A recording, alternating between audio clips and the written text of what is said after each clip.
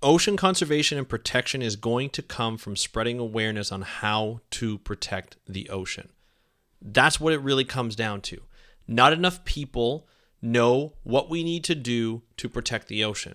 Not enough people know that we can actually protect the ocean. There's a lot of just this negative connotation around ocean protection and conservation. We need to increase the optimism, get rid of the skepticism, and bring hope back into the conservation. And I'll be honest, it starts with you. And we're going to talk about how you can help protect the ocean on this episode of the How to Protect the Ocean podcast. Let's start the show.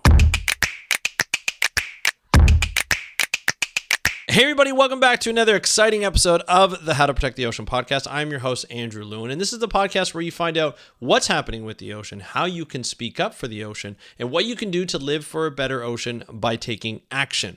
And today we're going to be talking about communication of the ocean and why it's important to spread awareness of science communication, not only just awareness of science communication, of ocean protection. How we need to protect the ocean is important to communicate to others so that they believe and they hope that it can get done.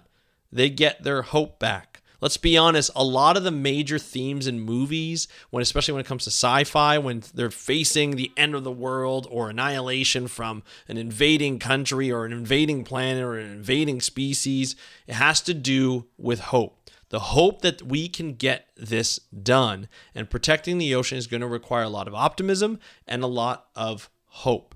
And something that I was listening to this weekend and got me thinking about how we do that. I talk about science communication almost every Wednesday on this podcast. And I noticed that, it's an easy thing to talk about, an easy thing to say, this is what you need to do to increase your science communication. However, it can be difficult to implement. It's not easy to do. It takes time, it takes effort, it takes sweat, and the grind that you have never probably had to do, and many of us have never had to do in our lives before. And there may not be a lot of incentive in our jobs or in our lives to be able to do that other than we want to protect the ocean. I started this podcast because I want to continue being in ocean conservation. I knew that I was having trouble finding a job within ocean conservation. So I started this podcast to ensure that I kept up with all the latest news, all the latest projects, all the latest people who are doing amazing things, and keeping in touch with my colleagues and my friends that are in the business and say, hey, what are you up to these days? What kind of projects are you doing? I don't work in ocean conservation as a full-time job. I don't get paid to work. I get paid through whatever happens in my podcast sort of things. But overall, when it comes to ocean conservation, I'm doing this because I love it. I'm doing this because it's my mission. It's my passion to bring hope to people, to talk about cool projects, really cool people who are doing those projects, talk about businesses that are looking to become B Corps or that are B Corps that are looking to increase not necessarily their revenue, but their impact on the world and their impact on people and the ocean. This is where it comes. It comes from that drive, right? And it's the drive to become better, the drive to shift and pivot when needed to become better or more effective, okay? Now I'm going to talk about sort of my journey in a bit in terms of how I've pivoted and how I continue to pivot when it comes to my science communication journey. But what I want to talk about is what I was listening to today. On the way home from a football game, on Saturday, yesterday when I'm recording this, I coach different sports. I coach my daughters in hockey, and I coach basically under 12 football. Okay, and it's tackle football. And up in Canada, we do play football up in Canada. Anyway, so I went from on Saturday morning at 11:30. I went from I had my daughter's hockey game. I coached that game with my brother and my daughter, and unfortunately we lost 1-0. But then I had to go all the way over to across Toronto. Basically, I live west of Toronto. I had to go all the way through Toronto, across Toronto, to a place called Pickering, Ajax. And that took about an hour and 20 minutes to go there because I was going to be late for a playoff football game that we had with my football players. Now, I've been coaching hockey for the last 6 years, and I've been coaching football on and off for the last 20 years. Really, I just started up last year, back after a 20-year sort of discrepancy, or not discrepancy, just a break, I guess, just because I raised kids and went to school and all that kind of stuff. But I played football quite a bit. I was an offensive lineman. I was a center and a tackle and a guard. I did all those. And sometimes played once at tight end, one play. Got lit up after a catch and didn't catch it, and then got back to the center. Regardless, I had a great time playing, and I love coaching. I love coaching every sport because it's the ability to watch people progress in a sport, whether it be hockey, whether it be football, whether it be soccer. I coach hockey and football, so I see that progression.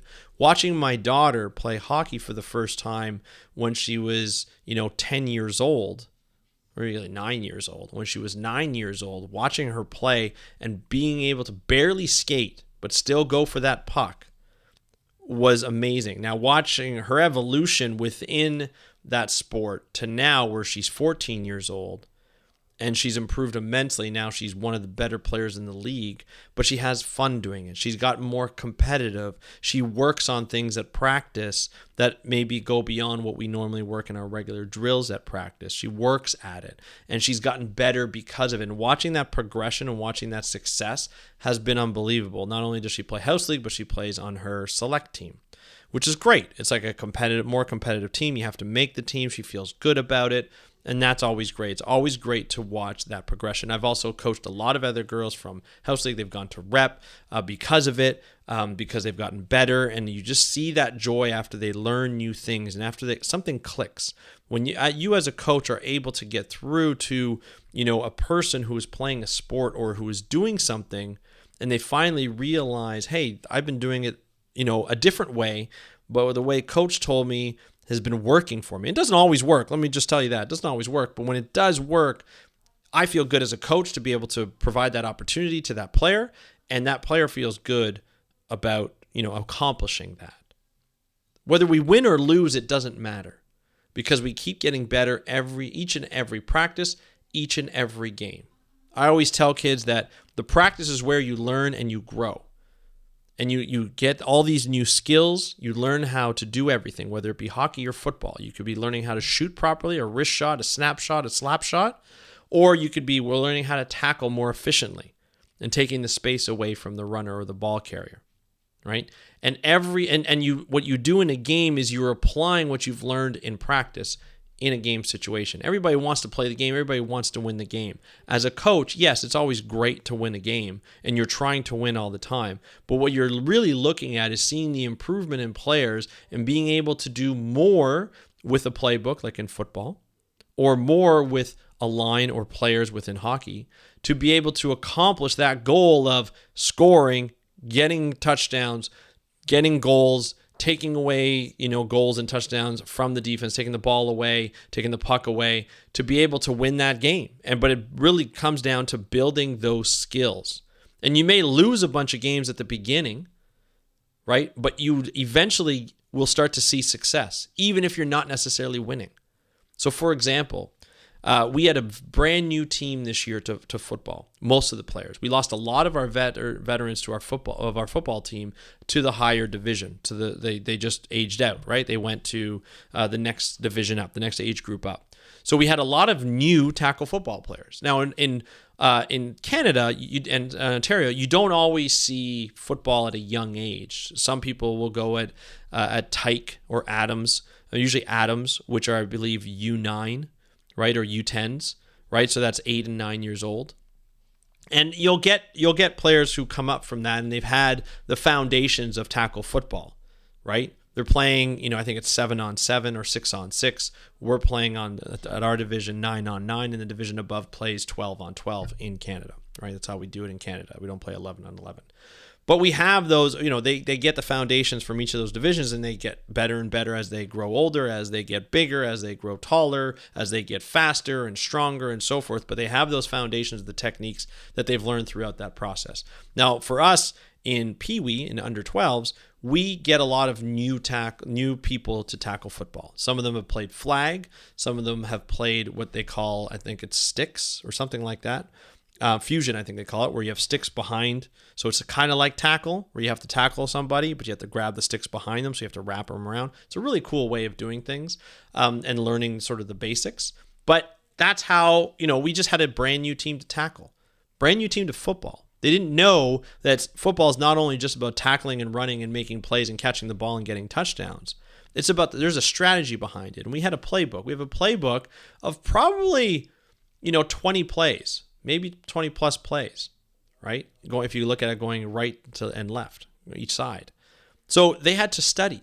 So you're looking at, for us, you're looking at 10 and 11 and maybe 12-year-olds who are studying on a regular basis on top of their schooling. So it's an extra, they weren't used to that. The people who are coming in, the new kids who were coming in, were not used to studying these plays, right? The parents were not used to having to go over the plays with them and quiz them on what they're supposed to be doing in different positions, right?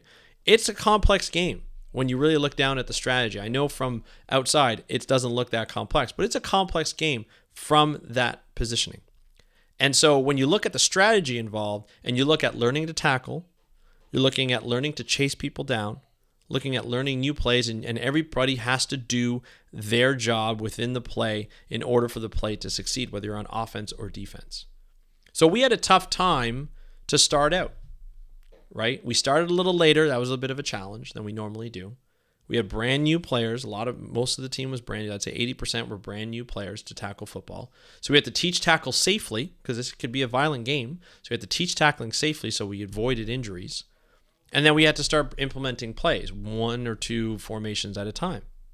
Really 1 formation at a time. So when we started to play, in the fall, we only have 6 games, right? We went 0-6. It was tough. Not going to lie. Some of them were closer than others, but it was a tough game. It was a tough season to watch them lose each and every time. But they got better and better and better every single game. We started to see the mistakes that they were making. We started to see those less every game. We started to see the people on the offense learn the playbook. We also had another challenge. We had to change quarterbacks halfway through because the one quarterback wasn't necessarily a quarterback that should have been a quarterback. He's brand new. He was a flag football player. And he was a good kid, wanted to learn the plays, but just didn't like to stay in and get hit. We had another quarterback halfway through the season, and we started really with the last 2 games. So that's a big change when you change your quarterback, the guy who sees the entire field and knows the entire playbook. And these are, you're looking at 10 and 11-year-old players. So it makes it really challenging. I know I'm going along this, but it's really challenging. But they were building those foundations as they went through. Let's cut to Saturday. It's our first playoff game. We're 0-6. Everybody makes the playoffs because there's only 4 teams in each division. We're playing a 6-0 team. Coaches, we study the video, the film, and we put a game plan together. This is what we're going to be running. This is what we're going to be running. I arrive at 16-0. Right? It's at the beginning of the second quarter. We're down. It's not looking good. We're getting penalties against us. There are no calls on their team. The motivation, the mindset was not good. So we put a long drive together in the second half, and we get down to the 5-yard line or 5 or 10-yard line, and we fumble. So we almost had a drive. Could have put us, if we got it in, if we punched it in, it would have been 16-8. That's how we score. We get 2 points for a PAT after a kick after the touchdown. It would have been 16-8, and we would have been back in the game. In a game that we probably never belonged to be back into anyway. But we fumbled. It happens. Mistakes happen. But we hadn't put a drive together. But the 2 previous games, we got beat 40-0 and 40-0. So we hadn't scored in a couple of games. We almost scored there. We hadn't put a drive like that together in a long time. Cut to half. Third quarter, we don't score. They scored at the end of the half. It was 24-0. So now we're down 24-0. Beginning of the third quarter, 32-0. We go into the fourth quarter at 32-0. At this point, it's the last game of the season if we're out. So our head coach starts to look, I'm the offensive coordinator, head coach starts to look at me and he's like, hey, let's put in some players that don't normally get in. Let's get them some reps. As long as it's safe to put them in, let's do it. Okay, no problem. Then all of a sudden, I'm like, give us one more drive. All of a sudden, we put a drive together where we score. So it's 32-8. Okay, there's about 12 minutes left in the quarter. Let's see what happens on the next drive. We do it again. 16-0. We do an onside kick, get the ball back. 24-0. We score again. 3 touchdowns in less than 6 minutes. We haven't done that in 3 games. We haven't even scored in like 2 games. We're putting drives together like you wouldn't believe. Big plays, all this kind of stuff. And then they go up 40-24. So it's kind of put it out of our thing. We eventually score again, 32. And so it's 40-32. They score again. It's 48-32. That's what the game ended as. We lost, but we actually won. We won because we hadn't scored 32 points ever, first of all season. And the guys were getting it. The plays looked good. The whole game, we were starting to run really good plays. We just went up against a good team. And we just couldn't put it together. Give us another 3 games, we would have been in tip-top shape. We're going into the summer season next year with some guys who are pretty excited to come back, and we just kind of peaked when we needed to. We lost the game, but we won the battles, right? We didn't win the war, but we won some battles. We started to score some points. We started to put drives together. We started to put all this together. Now, I know I'm 16 minutes into this podcast, and you're probably wondering, Andrew, you're going really long on this analogy. But we put together 3 months of getting these kids better and better and better. And they got better and better and better. It just wasn't enough to beat off the first place team. But the kids got better. And when we look at science communication, right, that's where we become better. I was on the way home from this game, and I was thinking to myself, I'm like, what can I take out of this? And I was listening to a video. Don't worry, the screen was locked. It was a video by Gary Vaynerchuk. And Gary Vaynerchuk is a business sort of motivator, really focusing on social media. I'm not going to go into his story. You can look him up, Gary V. Gary and then VEE, all one word. You can find him pretty much anywhere. Now, just to let you know, he curses a lot. So if you don't like cursing, you may not like his content. But he always kind of motivates me. And he was saying something really interesting about social media marketing in 2024 and at the end of 2023. It's the fact is you got to put the work in to get better at it. And the amount of dedication that you put towards science communication, I'm saying science communication, but he was saying marketing towards your business, the better you're going to get. If you want to get followers, you start posting 3 or 4 times a day of content. Original content, you start posting 3 or 4 times a day.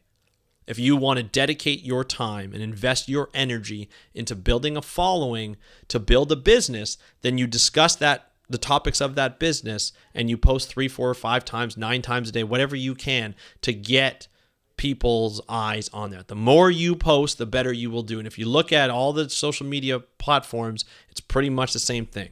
If you post, the more you post, the more you will get eyes on you. If you post once a day, you will get eyes on you, as opposed if you get more eyes as opposed if you publish once a week, right? And but that takes time to post. I do 3 episodes a week on this podcast, and that takes time. If I went to 7 days a week, I would get the same amount of downloads for every episode, but I would probably double, if not more than double, my download numbers per month, right? So I would see right away, just by posting every day, by publishing a podcast every day, people would listen. I did it before, and one day I might do it again, but I did it before, and I saw a huge increase in my downloads. Now I do it 3 times a week because that's what I can afford in terms of my time, right? And so the more you post on science communication, the more you talk about climate change, the more you talk about ocean conservation and the issues that are facing it and the optimism and the projects that people are working towards, the more you're going to motivate people, the more you're going to raise their optimism in protecting the ocean, the more you are going to get them towards that hope that we can actually protect the environment. How many people have you talked to recently that know very little about ocean conservation? But when you talk to them about climate change, it's like, yeah, we're screwed. We're all going to die in the next 50 years. I've had people say that. I've had people like, yeah, that's way too big for me to think about right now. I can't even start to think about that. Right now, to a lot of people, trying to tackle climate change, trying to tackle ocean conservation, trying to tackle overfishing is way too big to actually move on. So why bother anyway? And to be honest, when it comes to climate change, that's the new policy of oil and gas companies. They're saying, hey, you know what? Climate change is way out of our hands. We're never going to really change anything. But just trust us, oil and gas people. We'll take you there and we'll try and bring down climate change. That's what they say. That's their new policy, right? In their marketing. Not denying it. It's like, yeah, no, it's here, but it's way past that time. We denied it enough so that you couldn't even figure it out. And then when you figured it out, it's way too late. So let's just continue on with the status quo and we'll just continue there. That doesn't work. That doesn't work one bit, right? We provide hope by talking about projects, by talking about things that you know that will help connect your audience with that hope, with that optimism, or just by doing science communication. Pick a digital platform and start posting. Short form video, long form audio, short form audio, whatever that might be, pick something and go for it. It doesn't need to be perfect. It doesn't need to be great. All it needs to be doing is it needs to be there. Your craft will build and get better and better, whatever you choose, over time as you get more and more comfortable. I've talked to many clients that I work with in podcasting. It takes them 6 months to a year to launch a podcast, even though it's so easy to do so. I provide the benefit of them creating content and me editing that content. So it's just all they have to do is record. I do all the rest, and then we just post it and they just have to market it. But they wait because they have this fear that they're not going to sound intelligent, they're not going to sound good, people are going to make fun of them or criticize them, but that's not always the case. And that's something that we need to work on. We need to just start to throw it up against the wall, see what sticks, and then go with what sticks. Right? If somebody really likes a structure of video or a structure of audio or the way you write, if they really bite into that, then start doubling down on that form until it doesn't work anymore and then change your form. I've had to pivot a lot of times. I started off with writing. It didn't work for me. Then I went to video. It didn't work for me. Now I'm at podcasting. It's working for me. And now I'm thinking about going back to video because my workflow has gotten better. My messaging has gotten better. And video has changed. A lot more people are just sitting in front of their cameras with the microphone and doing a video podcast or doing a show where they're just talking and the talking head is actually working. People are listening to it. People are watching it. Right? So there are so many ways that digital platforms evolve, or the way people consume evolve, that it really counts when you are there. Whether the platform blows up or your messaging blows up, it doesn't matter. Something eventually is going to catch on with your audience. The audience that connects with you, that wants to hear from you. It doesn't matter what you look like, where you're from, how you speak. They want to hear from you. And if you can connect the people that want to hear from you and give them hope, you are changing their minds. You are going to change their behavior. And that's how you protect the ocean. If you have any questions or concerns about that or comments, I'd love to hear your side. Please let me know. I want to hear from you. All you have to do is DM me on Instagram at How to Protect the Ocean. That's at How to Protect the Ocean. You can also email me by going to my contact page, speakupforblue.com/contact, speakupforblue.com/contact. Or you can go speakupforblue.com in the bottom right-hand corner. You click on that microphone icon, and then you record a message. I love to hear your voices on this, especially. And yeah. And if you want to share this episode with somebody that you think would get a benefit out of this, all you have to do is just go to the app that you're listening to, click on the episode, the little 3 dots beside the episode, copy that link and send it to somebody, whether it be a family, a friend, a colleague, who would say, you know what, this is actually pretty good. This is motivating me to start my science communication journey.